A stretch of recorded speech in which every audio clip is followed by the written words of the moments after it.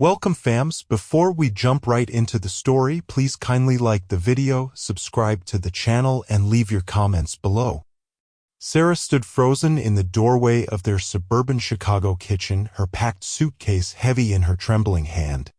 The man she'd married 10 years ago was hunched over the granite countertop, his broad shoulders shaking like autumn leaves in a storm.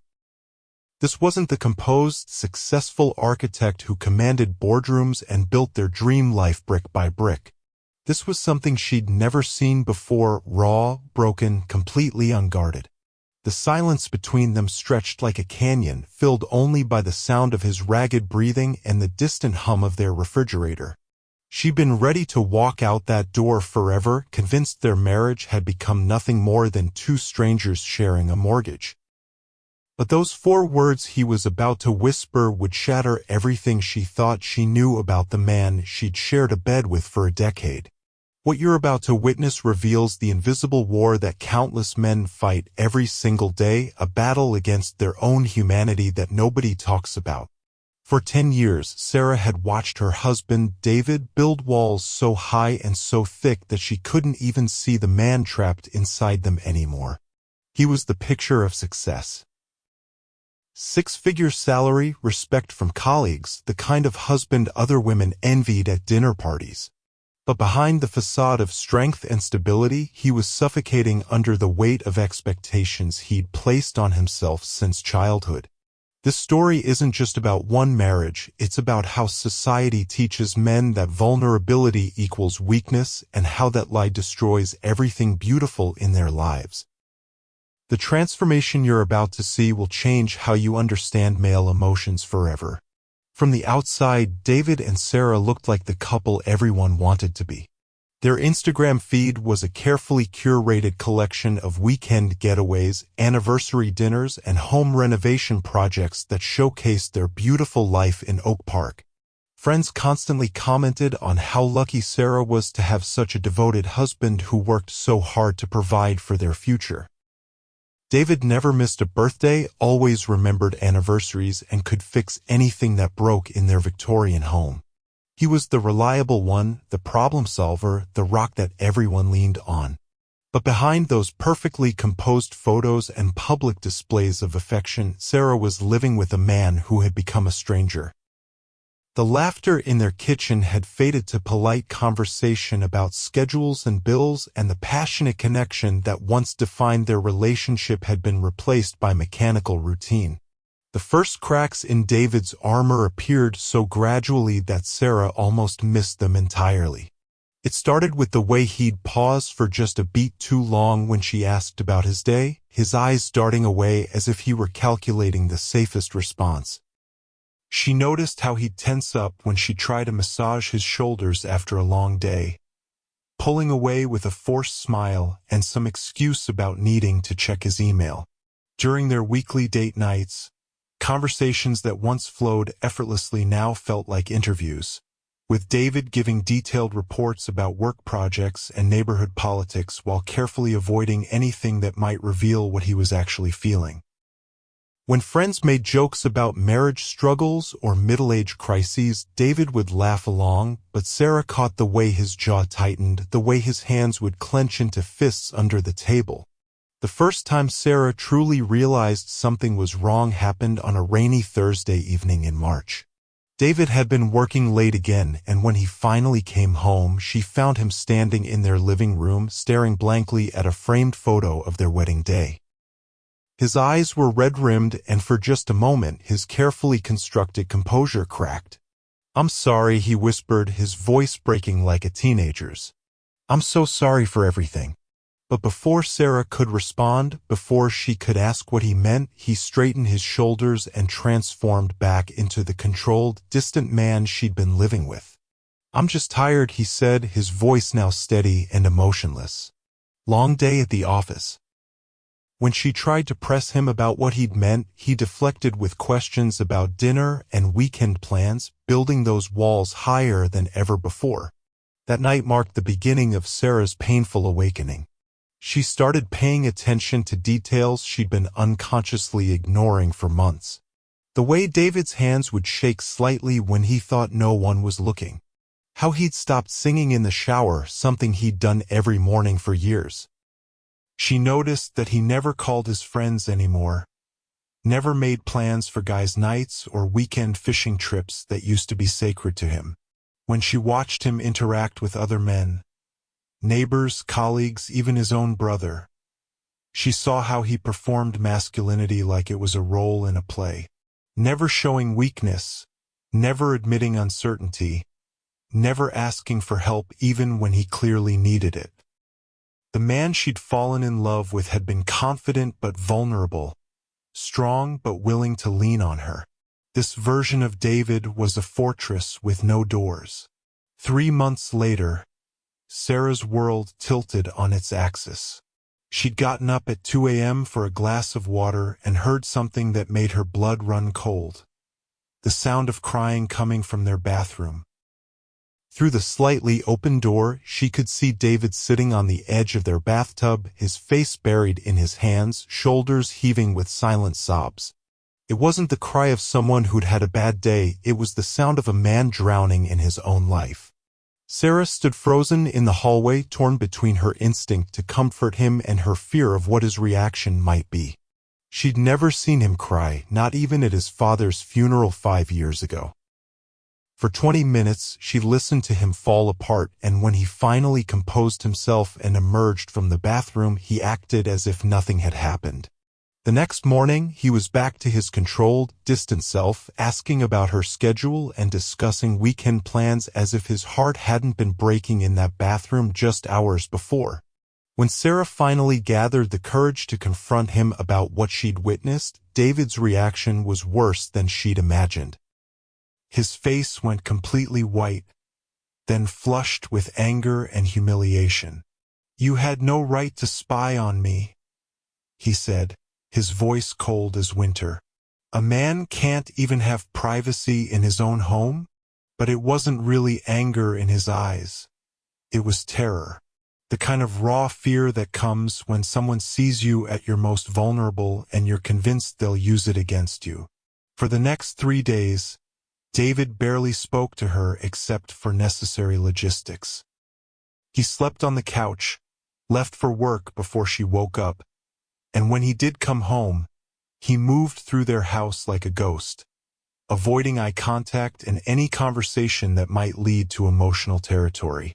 Sarah felt like she was living with a stranger who resented her for caring about him. Over the following months, the distance between them grew into a chasm that seemed impossible to bridge. David perfected the art of being physically present while emotionally absent. He'd sit next to her on the couch while they watched TV, but she could feel the walls he'd built, invisible but impenetrable. Conversations became exchanges of information: who was picking up groceries, when the lawn service was coming, what bills needed to be paid. The man who used to tell her about his dreams and fears now gave her weather reports about his inner life. When she tried to bring up anything meaningful, he'd deflect with jokes or change the subject to something safe and superficial. Sarah began to understand what loneliness really meant. Not being alone, but being with someone who won't let you see them. The breaking point came on their 10th wedding anniversary. Sarah had planned a quiet dinner at home, hoping that the significance of the date might crack through David's emotional armor. She'd prepared his favorite meal, lit candles, and even pulled out the wedding album they hadn't looked at in years. But as they sat across from each other at their dining room table, the silence was deafening.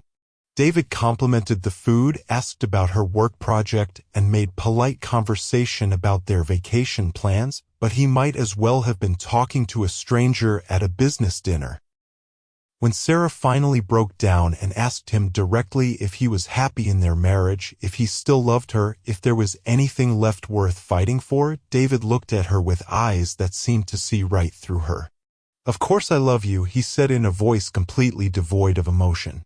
"We have a good life together. What more do you want?" That night, Sarah made the hardest decision of her life. She realized that by accepting David's emotional withdrawal, she was enabling him to continue living as half a person. The man she'd married was suffocating under layers of armor he'd built to protect himself from vulnerability, and her presence was allowing him to maintain the illusion that everything was fine. She spent hours staring at the ceiling while David slept beside her, his breathing steady and controlled even in sleep. By morning, she knew what she had to do. She waited until David left for work, then methodically packed a suitcase with enough clothes for a week. She wrote a letter explaining that she couldn't watch him disappear anymore, that she loved him too much to enable his self-destruction. She left it on his pillow along with her wedding ring. The confrontation Sarah had been dreading came that evening when David found her packed bags by the front door. His face went through a series of emotions. Surprise, confusion, then a kind of cold resignation that broke her heart. "So this is it?" he asked, his voice flat and emotionless. 10 years and you're just going to walk away? Sarah had prepared for anger, for pleading, for some kind of emotional response. Instead, she got the same controlled distance he'd been showing her for months. "I understand," he said, sitting down heavily on their couch. "I know I haven't been the husband you deserve." Even in what should have been their most emotional moment, he was managing his feelings, controlling his response, playing the role of the understanding husband who wouldn't make things difficult for her. For 3 days, Sarah stayed at her sister's house, waiting for David to call, to fight for their marriage, to show some sign that he cared enough to break through his own walls.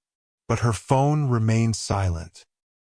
Through mutual friends, she heard that David was going to work as usual, maintaining his routine as if nothing had changed. Part of her was frustrated by his lack of response, but a deeper part of her was heartbroken by it. This was the man who used to call her from business trips just to hear her voice before bed, who once drove 4 hours through a snowstorm because she'd had a bad day at work. The fact that he could let her walk away without a fight told her everything she needed to know about how completely he'd shut down emotionally. Meanwhile, David was experiencing something he'd spent years avoiding, being alone with his own thoughts. Without Sarah's presence to distract him, without the comfortable routine of their marriage to hide behind, he was forced to confront the reality of what he'd become. The house felt enormous and empty, every room echoing with memories of the life he'd systematically dismantled through his emotional withdrawal. He found himself standing in doorways, staring at spaces where Sarah used to be, her coffee cup on the kitchen counter, her book on the nightstand, her shoes by the front door. For the first time in years, he couldn't busy himself with work or projects or anything else that would keep him from feeling the crushing weight of his own isolation. On the third night, at 2 a.m., David finally broke. He'd been lying in bed, staring at the ceiling, when the full weight of what he'd lost hit him like a physical blow. The woman who'd loved him unconditionally for 10 years was gone, and it was entirely his fault.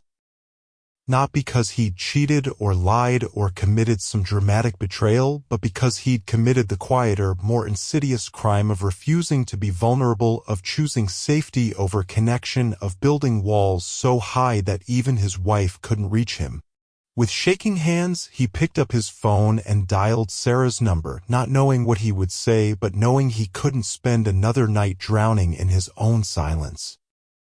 When Sarah answered the phone, she barely recognized the voice on the other end. This wasn't the controlled, measured tone David had been using for months. This was raw, broken, completely unfiltered. "Sarah," he said, and she could hear that he was crying. "I'm so sorry. I'm so fucking sorry for everything."